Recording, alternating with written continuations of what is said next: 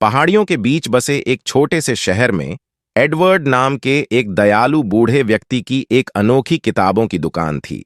Edward की दुकान whispers of the past, धूल भरी कब्रों और भूली हुई कहानियों से भरी हुई थी। हर शाम वह सामने की खिड़की के पास बैठकर पढ़ता या दुनिया को गुजरते हुए देखता।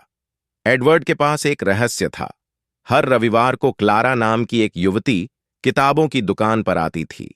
क्लारा एक नियमित ग्राहक थी, हमेशा पढ़ने के लिए कुछ नया खोजती रहती थी।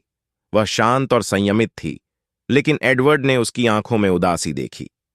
वह उसकी कहानी के बारे में सोचता था, लेकिन कभी नहीं पूछा।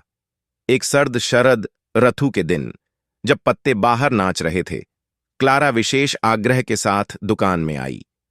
उसने कुछ किताबें चुनी और कांपती मुस्कान के साथ एडवर्ड को एक छोटी घिसी पिटी पत्रिका सौंपी।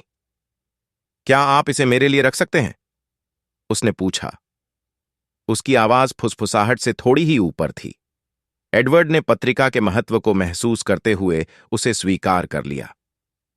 क्लारा की आंखें उस दुख से भर गईं जिसे वह नजरअंदाज नहीं कर सकता था। बेशक, उसने धीरे से उत्तर दिया। अगले रविवार को क्लारा उपस्थित नहीं हुई। एडवर्ड ने इंतजार किया। उम्मीद थी कि वह दरवाजे से होकर गुजरेगी, लेकिन वह कभी नहीं आई।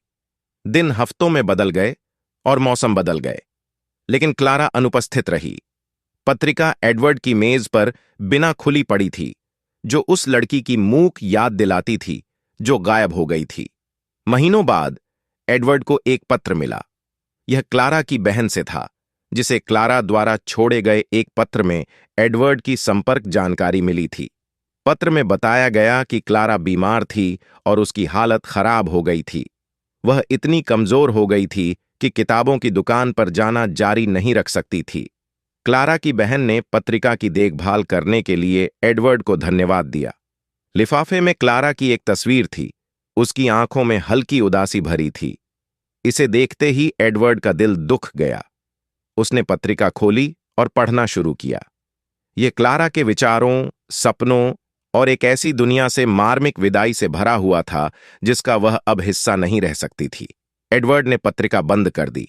उसकी आंखों में आंसू थे। उसने इसे वापस शेल्फ पर उसके विशेष स्थान पर रख दिया। यह उस शांत लड़की को श्रद्धांजलि थी जिसने उसके जीवन को उन तरीकों से छुआ था जिन्हें वह तब तक पूरी तरह से समझ नहीं पाया था, जब तक कि बहुत देर नहीं हो गई थी। हर रविवार को एडवर्ड उस खाली जगह को देखता था जहां क्लारा एक बार खड़ी थी और भारी मन से उसे याद करता था। उसकी कहानी हमेशा के लिए उसके जीवन के पन्नों से जुड़ जाती थी।